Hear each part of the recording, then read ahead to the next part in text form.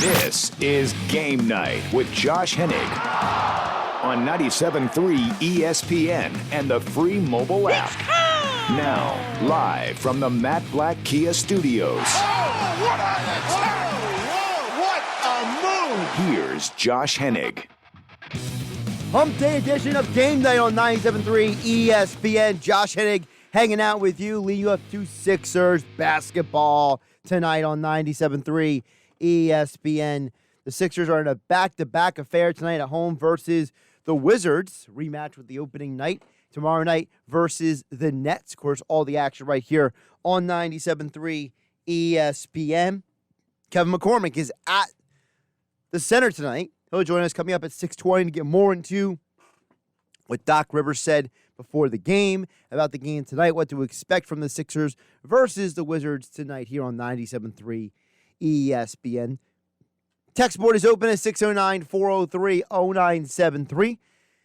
To get on the conversation, 609-403-0973. And, you know, before we get to all the Sixers stuff, we got to follow up on the Eagles because despite the fact there's a ton of Eagles stuff to talk about, is it just me or does it feel like all of a sudden the Eagles news just stopped with the Jason Kelce post last night? It just kind of had this feeling of when Jason Kelce made that post,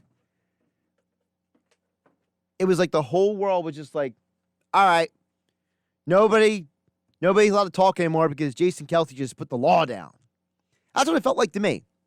Because Jason Kelce is the guy who you know is going to be honest. He's not going to put out a fluff piece. He's not going to go out there and just say whatever.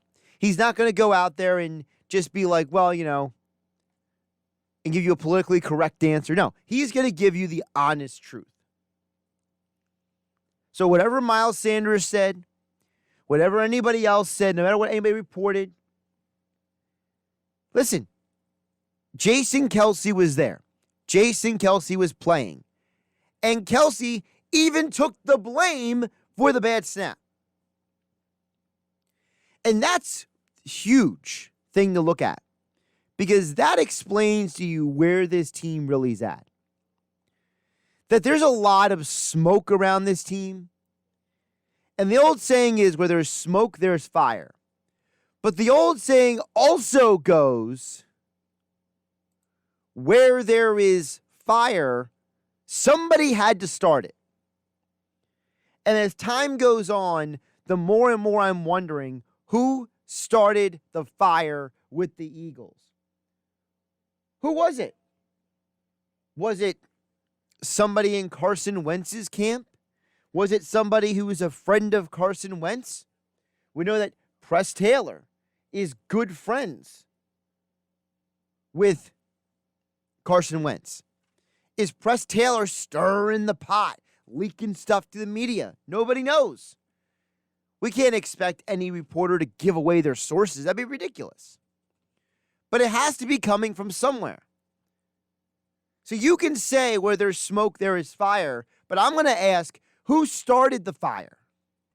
Because Jason Kelce came out and made a statement. You haven't heard diddly squat since. I don't think that's a coincidence. After Miles Sanders had his say, and there's a McClain story, you catch all the full rundown at 973ESPN.com. We have the full, lineup of the reports, who said what was said. The whole thing is there on the 97.3 ESPN mobile app. Here's the deal. Think about it. It's not an accident that everything stopped. And it's because an honest person came out and spoke the truth. Jason Kelce said, we knew that Sudfeld was going to get some playing time. Peterson came and told me he was going to play. And it's just like when I had Dave Weinberg on the show yesterday. Dave Weinberg has been covering this team since the mid-90s. And this is what Dave said yesterday about the Eagles situation. Everybody knew that Nate Sudfeld was going to play. You're going to tell me that all the players on the team, when you go through practice during the week, the players who are going to play get the first team reps. You're going to tell me Nate Sudfeld didn't get a single rep with the first team all week, and then Doug all of a sudden to put him in there just cold with no preparation or anything? That's baloney. That's baloney, is what Dave said. And he's right. Because it's not logical. It's not rational for you to go out there and just be like, oh, Sudfeld can go out there and play. No, that's not how football works. That's not how anything works. There is nothing in life, nothing, where you have no prep time and then your boss is like, go in there and give it the best shot, kid. Absolutely, positively not. If you're being paid millions of dollars like Peterson is and like Sudfeld is, there is no way that this was a surprise. So Miles Sanders can say all that he wants, but it's not true. Just because Miles Sanders was surprised doesn't mean everyone was surprised. More from Dave Weinberg yesterday on Game Night here on 97.3 ESPN. The whole thing is just ludicrous to me. This was a meaningless game that meant nothing. So what? I don't get, or why wasn't Miles Sanders out there? And supposedly he was, I was physically unable to go. You're going to tell me that that was a playoff game, or if there were playoff implications that you wouldn't have played, you would have been physically unable to play, right? No, you didn't play because it didn't mean anything. Just like some of the other guys who were on the sidelines. And that's why what Jason Kelce said puts this all to rest. It's all been put to rest by Kelce. Because for Kelce to come out and say what he did tells you everything you need to know. Because what he did is he came out and he said, this is what happened. This is how it went down. I take responsibility for the bad snap. The end. Period. And that's how you got to deal with it. See, and that's where the problem is, like I said yesterday, when you have someone like Doug Peterson, Howie Roseman, they don't want to address the issue. They don't want to handle the problem. They just want to change the narrative and redirect attention somewhere else.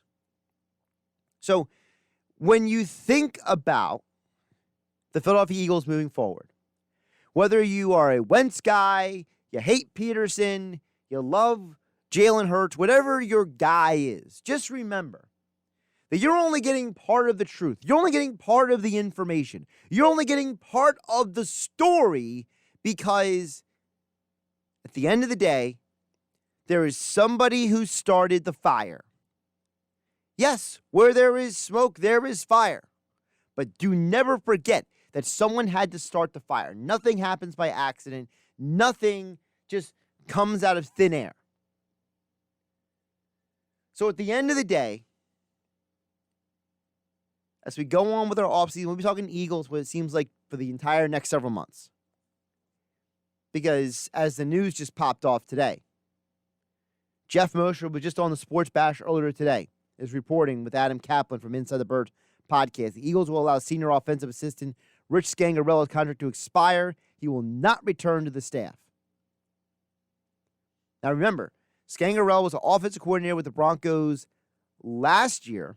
He was supposed to be brought in to help the offense this past season, and now all of a sudden, he's gone. Now, it's convenient that his contract was only for 1 year, that he can just walk away, but that's the first domino.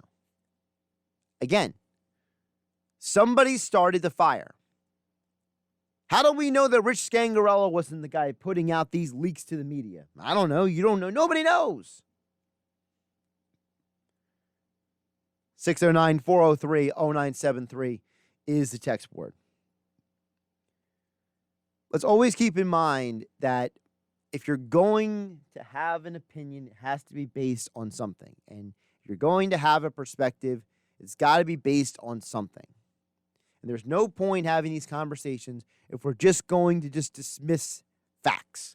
And the fact is that until we know exactly who's stirring the pot, there's only so much we can do with the information. But again, the breaking Eagles news that just came out a few minutes ago, Jeff Mosher from the Inside the Birds podcast is reporting the Eagles will allow senior offensive assistant Rich Scangarella's contract to expire per sources. He will not be returning to the Eagles coaching staff in 2021. Sounds like they're already starting the cleanup from this season's mess. Now, hopefully, the next guy is Press Taylor. Josh Hennig here on Game Night on 97.3 ESPN.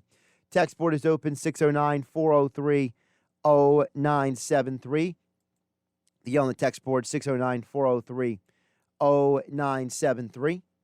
Again, Kevin McCormick from 97.3 ESPN.com covering the 76ers will join us coming up at 6:20 to get more into the Sixers versus Wizards coming up at 7 p.m. here on 97.3 ESPN. Before we get to the text at 609-403-0973, I did want to also mention about the Sixers game tonight. One of the things that's interesting with the game tonight is this is a rematch of opening night when the Sixers, they looked a little rough, all right? They looked a little rough around the edges, to say the least. And I have to wonder, do the Sixers come out much more polished in this game? A lot more together, because they looked really good in the last couple of games. And the Wizards are no major powerhouse in the Eastern Conference. They could barely get a win this year.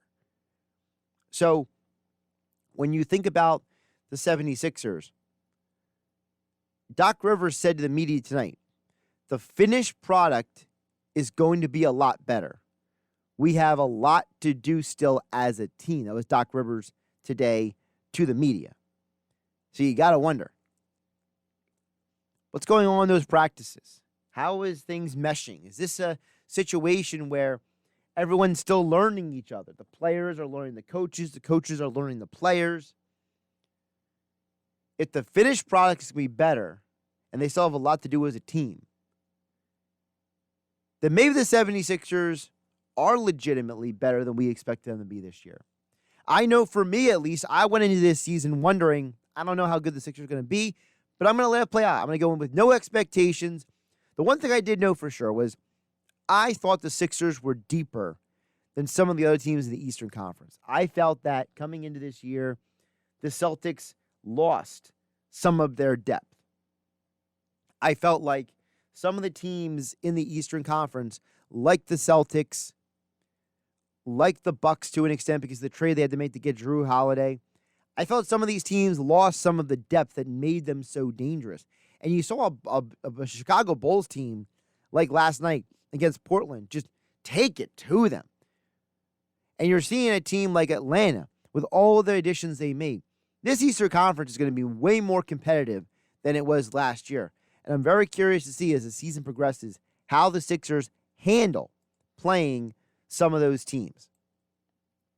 Let's get to hear some of your texts now at 609-403-0973 before we head over to Kevin McCormick over at the center for Sixers versus Wizards conversation.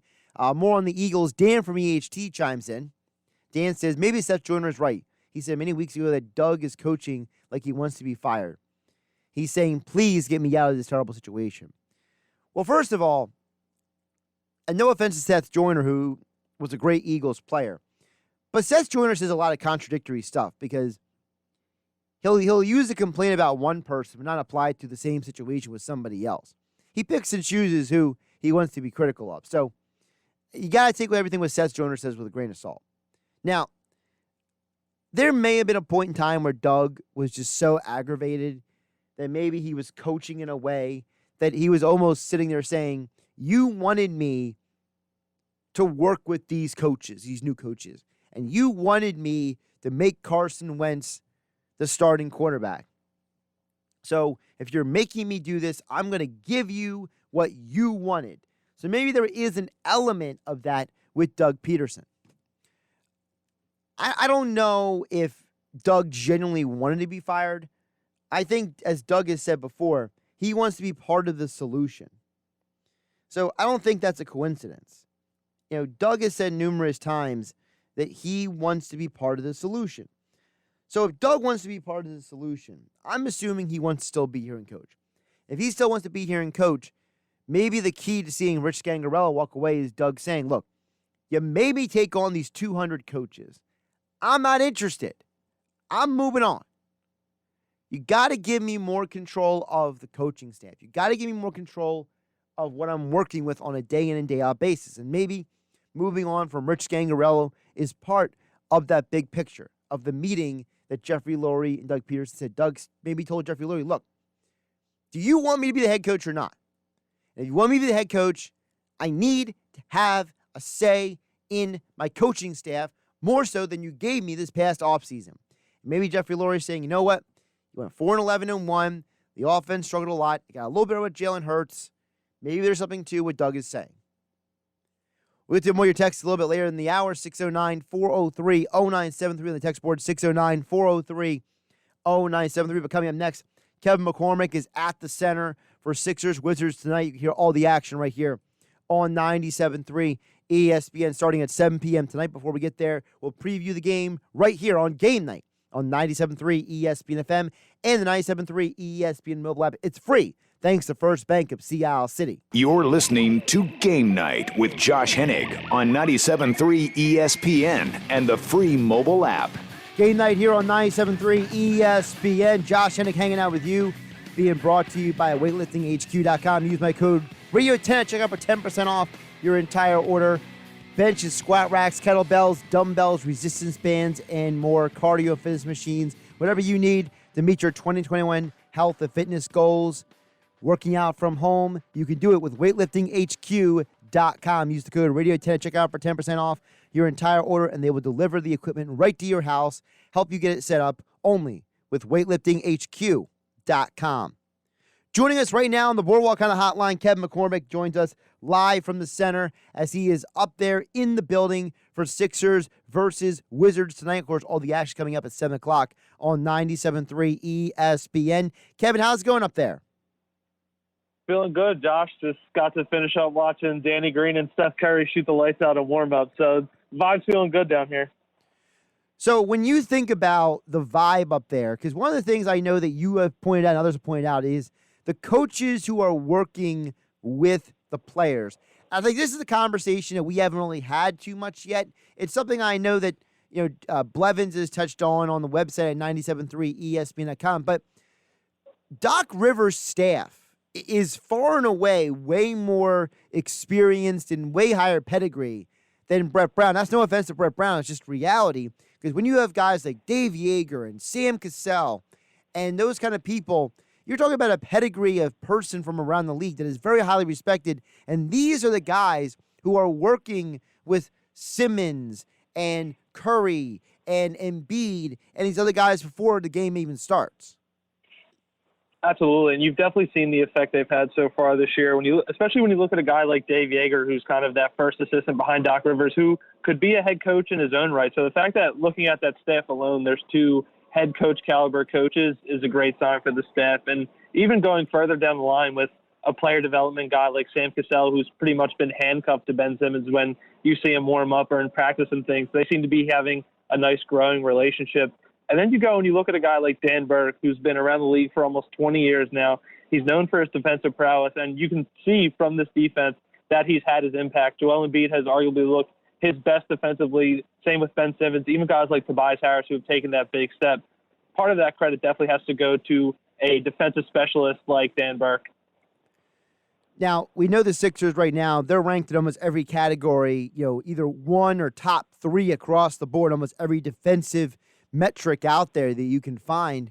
And what I find interesting about that is specifically, Kevin, when you think about the Sixers coming in this year, Doc Rivers said, I want to have a number one defense in the league. Does this look like to you the number one defense in the league, or can they get even better?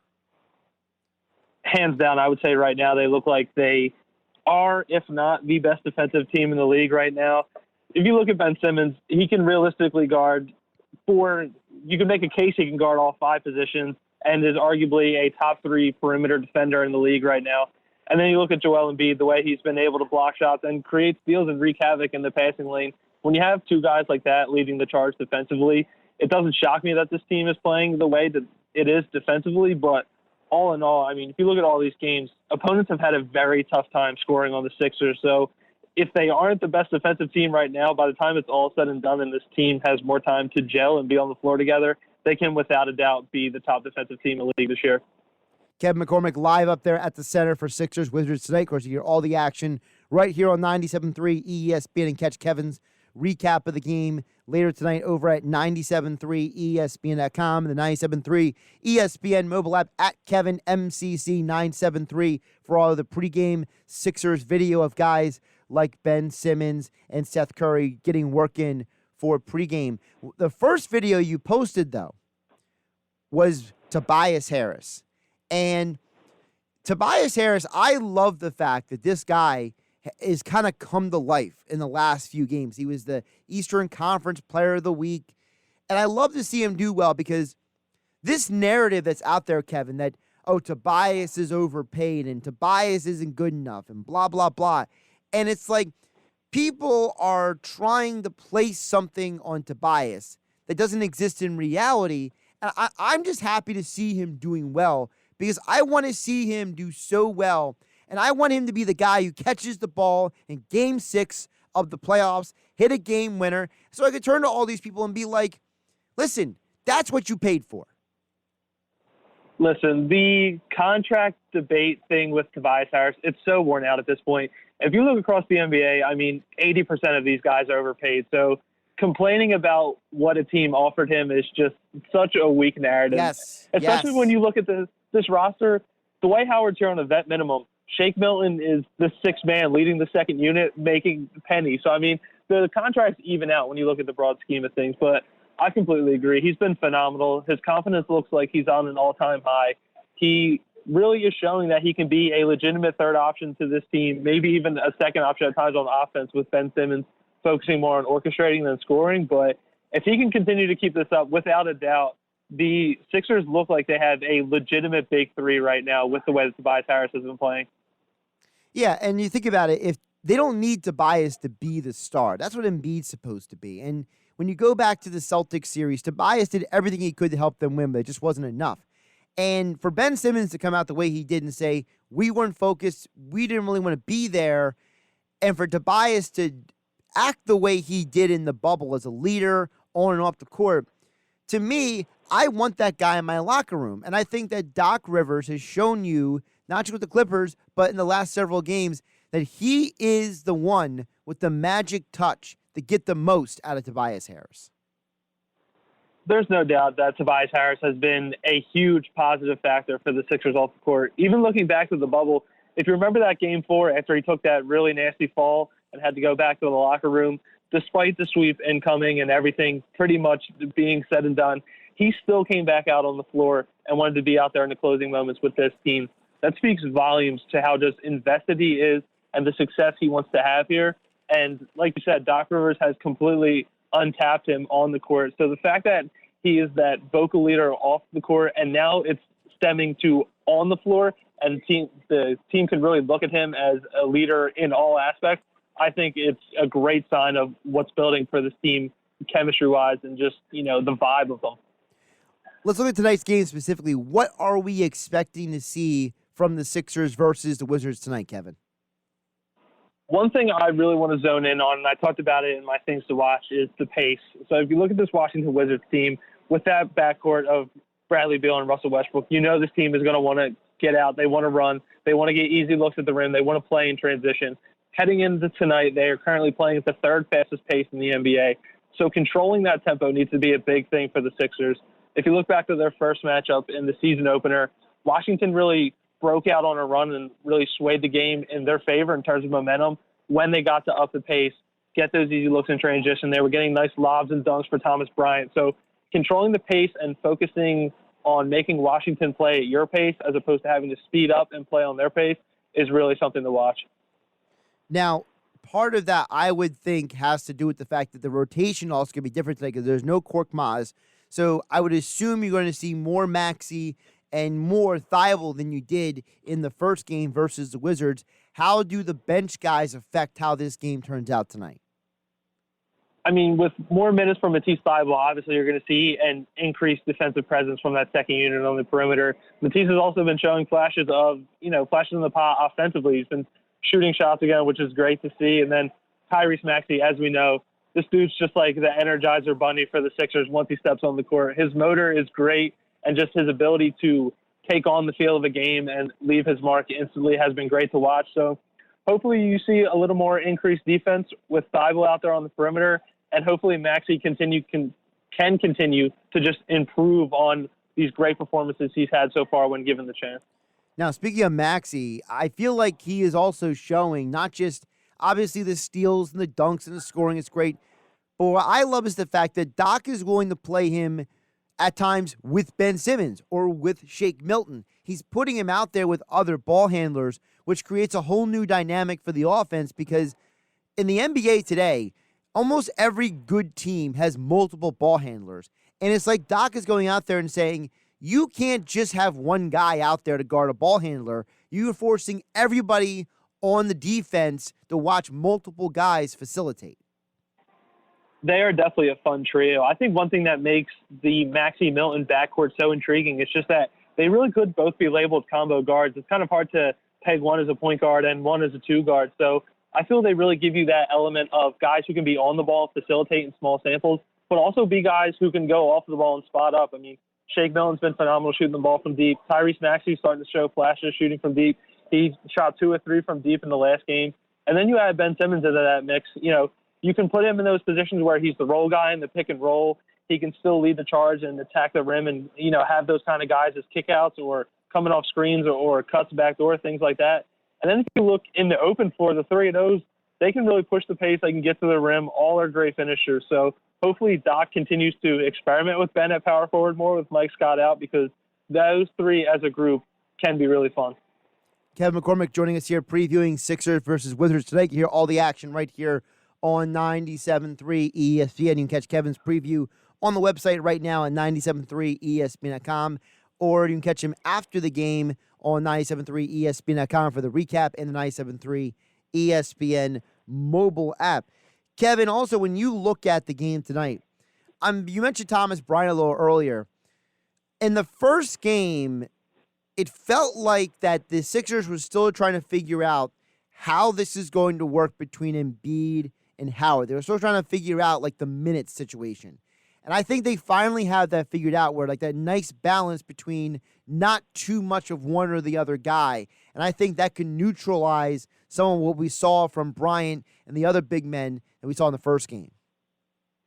I mean, listen, if you look back on that first game, Joel Embiid was dominant. Thomas Bryant had a lot of struggles trying to defend Joel Embiid. So hopefully we do see a good amount of Embiid. Doc Rivers has spoken a lot about that 33, 34-minute mark being a good spot for Embiid on a nightly basis. And if you look back to the first matchup as well, when the Sixers rolled out a lineup of Embiid and 4 shooters, Embiid was unstoppable. He almost single-handedly erased a double-digit deficit and got the Sixers back in that game. So in terms of Thomas Bryant, I don't see him being that much of a worry. You know, he's young and athletic, and even with the way Dwight Howard moves, I feel like this is not a center matchup that favors Washington.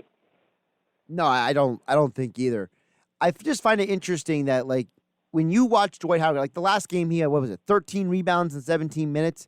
I love the fact that there's no drop-off defensively or rebounding-wise from Embiid to the next guy, which is Howard. Obviously, you lose something offensively, but you don't need Dwight Howard to be this, elite scorer. You need Dwight to go out there and bang the boards, play some defense, give you the energy, and it just feels like he has become the perfect complement to come off the bench. Absolutely. He's been the backup center that Joel Embiid has needed throughout his career. And like you said, you don't need him to be the offensive factor that he is. When you look at the second unit of guys like Maxey and Milton who can score the ball in bunches, Dwight Howard really just has to be that instant energy spark, defend shots at the rim, roll hard, catch lobs, and he really does fit the second unit well. Because like you said, there is very minimal drop-off in terms of what Dwight Howard brings defensively compared to Joel Embiid. So I completely agree. The signing continues to look better and better with almost every passing game. Now, how do you think tonight's game will play out in terms of, is there a point where maybe they have a larger lead that they maybe try to rest some guys because they have a back-to-back tomorrow night when they travel to Brooklyn? I would have to say that's the goal. Obviously, anything can happen on any given night, but with Brooklyn tomorrow, that is a very tough matchup. So hopefully we do get to see this continued trend of the Sixers just taking care of teams that they're supposed to, getting out the big leads early, keeping teams at bay. So like you said, you can get Ben Simmons, Joel Embiid, Tobias Harris off their feet a little earlier as this team gets ready to travel to Brooklyn tomorrow. And is there anything else that you're looking for because of the Brooklyn game tomorrow night that we might see tonight? Like, does somebody get more playing time or less playing time tonight, specifically who's not Simmons or Embiid, because of the Brooklyn game tomorrow night? Because we know that the Nets right now are beatable without Durant out there.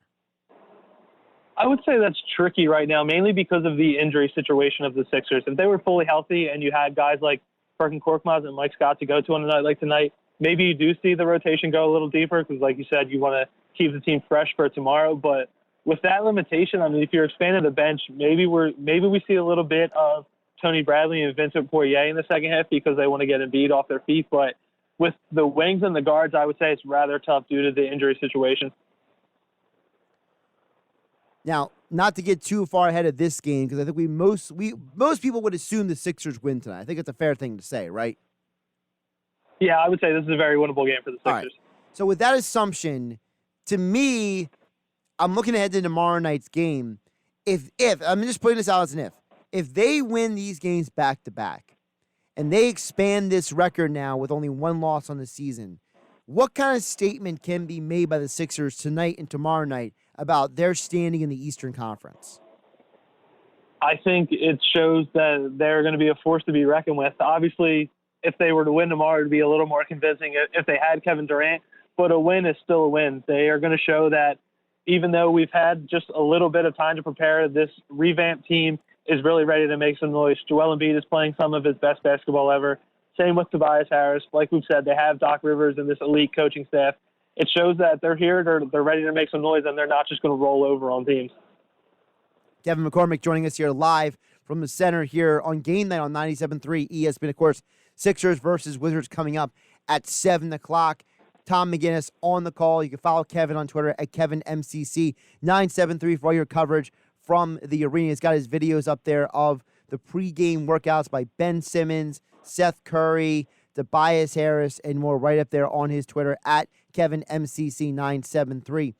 Kevin, before I let you go, I'd be remiss if I didn't touch on the fact that, Doc Rivers spoke to everybody before, and he had some very powerful things to say. Give the listeners an idea of the vibe of being around Doc Rivers in that environment, because down in the bubble, he was a very passionate. He was a leader. He was a peacemaker. He was a guy who brought people together down there in the bubble. And now he's the 76ers coach. And on a day like today, with the chaos and the complete horrible things that happened down in D.C., Doc Rivers seemed to be very powerful today before the game.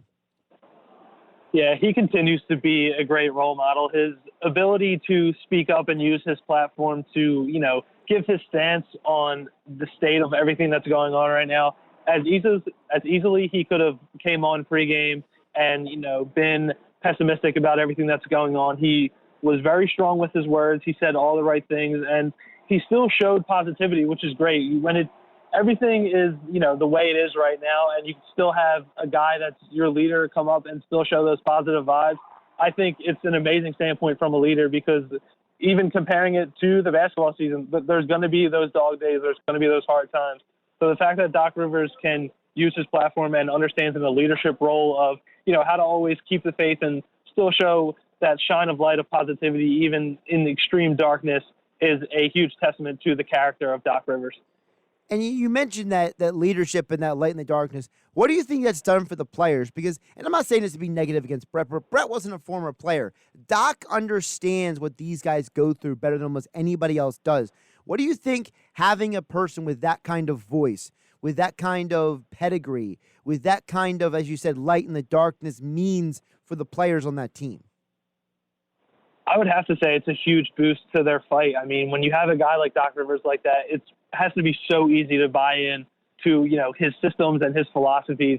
And I feel like it brings the most out of them just because, like we've said, that positivity and that just showing that he's a firm guy that this team can lean on when they need it will be great when that time comes, because it's going to happen. As great as the Sixers are rolling right now, like there's going to be their slumps. that everything's going to, there's plateaus and there's valleys. So having a strong leader like that to fall back on and be your head coach, I think has done wonders for this team and will continue to do wonders. He's Kevin McCormick. Again, follow him on Twitter at KevinMCC973 for the coverage of the games tonight. Sixers, Wizards coming up at 7 o'clock right here on 97.3 ESPN. And jump over to 973ESPN.com, the 973 ESPN mobile app to catch all of Kevin's coverage, pregame, postgame, all week long. You'll be hearing from Kevin, along with the other three guys who cover the team, Paul Hudrick, Jason Blevins, and more, all throughout the season on the Sports Bash and here on Game Night on 97.3 ESPN. And as all guests, Kevin McCormick appeared on the Boardwalk on the hotline. Kevin, great stuff. Glad to have you back up there, and we look forward to the coverage on the website. Thanks, Josh. You take care. Josh Hennig here on Game Night on 97.3 ESPN. Again, our coverage of Sixers basketball being brought to you by weightliftinghq.com. Use my code RADIO10 at checkout for 10% off your entire order.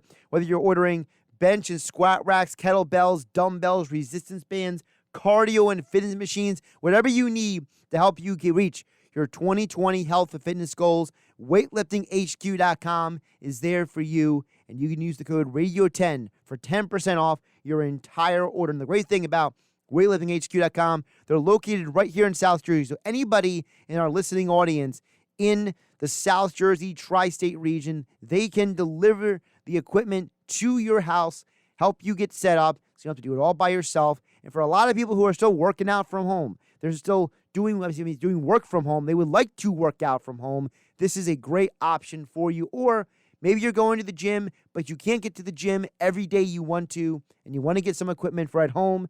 Well, weightliftinghq.com is there for you. The code is RADIO10 at checkout for 10% off your entire order at weightliftinghq.com.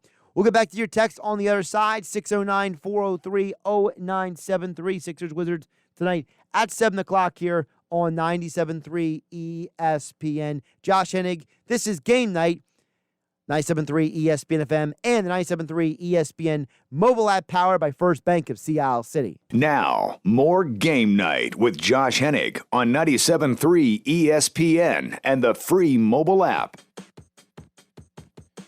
Josh Hennig here on Game Night on 97.3 ESPN. I'll give you my picks for the night coming up in just a moment at a couple minutes from now. Of course, 609-403-0973, where you can text in to get on the conversation. Want to remind you that my picks each and every night are being brought to you by my friends over at FanDuel. FanDuel is a great way to get in on the action with a very unique way for you to amplify your odds. It's called the Same Game Parlay. It's a perfect way to make the NFL playoffs, the NBA, and more. Get more out of the action with FanDuel Sportsbook. It's very easy to use the Same Game Parlay. They're only available on FanDuel Sportsbook. It lets you combine multiple bets from a single game for an even bigger win, all during the NFL playoffs, the NBA season, and more. You can combine the money line, the over-under, along with player props, all into one parlay. And best of all, FanDuel is letting you play same-game parlay bet risk-free for all new FanDuel customers. That's right. You can get up to $10 back on your bet if you don't win. The playoffs of the NFL are right around the corner. The NBA is tonight. So give the single-game parlay a shot. Just one of many ways you can get to win with FanDuel Sportsbook. Use my code Hennig when you sign up, HENNIG, to get in on the action with FanDuel Sportsbook. My promo code Hennig. That's HENNIG at FanDuel Sportsbook. Must be 21 or a gambling problem. Call 1-800-GAMBLER. Of course, must be present in NJ or PA to play on FanDuel Sportsbook with promo code HENNIG. I'll get to your text in just a moment at 609-403-0973. So, the in-game parlay. The Sixers, if you go on the FanDuel, you can get the Sixers at minus 7.5 at plus 106 odds. That's a pretty good number. But if you want to build a very valuable parlay, there's one way you can do it that stands out the most to me over on FanDuel Sportsbook. Because there's tons of player prop options you have. But if you want to do a single game parlay specifically with the 76ers, here's my suggestion. Go over 7.5 for Ben Simmons on the assists. This doesn't feel like a game the Sixers are going to struggle incredibly with. It doesn't feel like one of those games where they're going to go out there and struggle to get theirs against this team. And that's not disrespect to the Wizards, but I think that the first game versus the Wizards, their inconsistency was in part because they didn't have it all together yet. You look at Ben Simmons over the last several games. From December 29th to January 4th, he only had one game where he had less than 7 assists. And that was the game versus Charlotte, the very last game where he had 6. Here's his numbers this year in the assist category. 7, 6, 4, 7, 8, 11, and 6. I think tonight might be an opportunity for Ben Simmons to go over when it comes to the assists. Give me Ben Simmons, the 7.5, over 7.5 assists. Give me the over 7 for the Sixers on the spread. It's an opportunity for a plus 321. Also, another number I do like tonight is Eric Bledsoe and the Pelicans are playing the Thunder tonight. 4.5 on the over-under on the assist for Bledsoe. I'm taking the over on that as well. So there's a couple different things you can do right now with FanDuel Sportsbook. When you sign up, use promo code Hennig when you sign up for all the great promotions on FanDuel Sportsbook. Again, HENNIG is the promo code. Back to the text board, 609-403-0997. We talked about Eagles to open up the show. Dan EHT continuing that conversation. And he has another comment about the Sixers, but he says, I think Doug wanted to get the players mad. They played as a 4-win team this year. The last game gets treated as if they are a 4-win team. Listen, maybe there's something to be said for that. You know, Doug is a former player. Doug understands the mentality of these players. You know, maybe there was a part of him that was trying to get a rise out of some of them to walk into the offseason a little extra angry about the way they performed this year. Because, let's be realistic, even when the team had guys on the field, they were still inconsistent. They still had a lot of problems this year when it came to just basic football stuff, right? You know, Wentz holding on to the ball, blocking schemes not being executed correctly. There have been times the guys were missing easy tackles.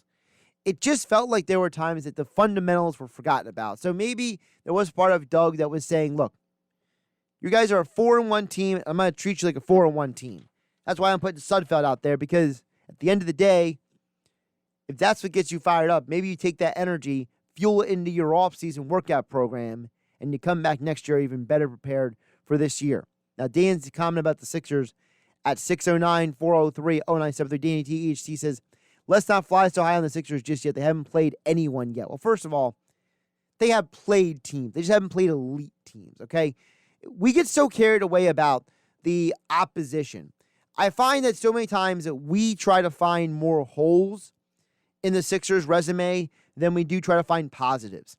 It's a two-way street. If the glass is half full, it's also half empty. But the problem is that the majority of people, when they look at the Sixers, they're trying to find the half empty side instead of the half full side. And to me, you can't have it both ways. It's half, it's half. You got to take the positive with the negative. And it's not that I'm flying high on the Sixers just yet, as you would say, Dan EHT.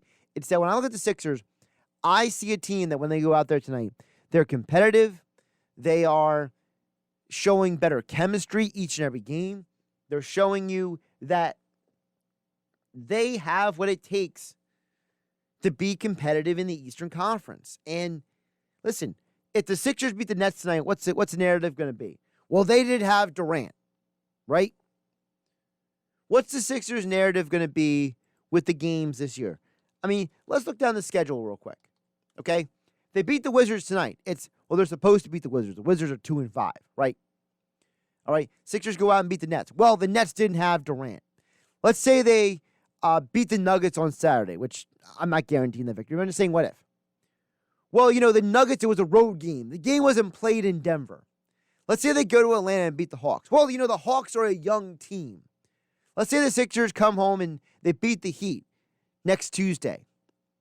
Well, that was a home game for the Sixers. If that was in Miami, that might be different. I can find an excuse for every potential win and loss on the Sixers resume for why you can't give them credit for the win. Let the season play out, okay? I said it from the beginning.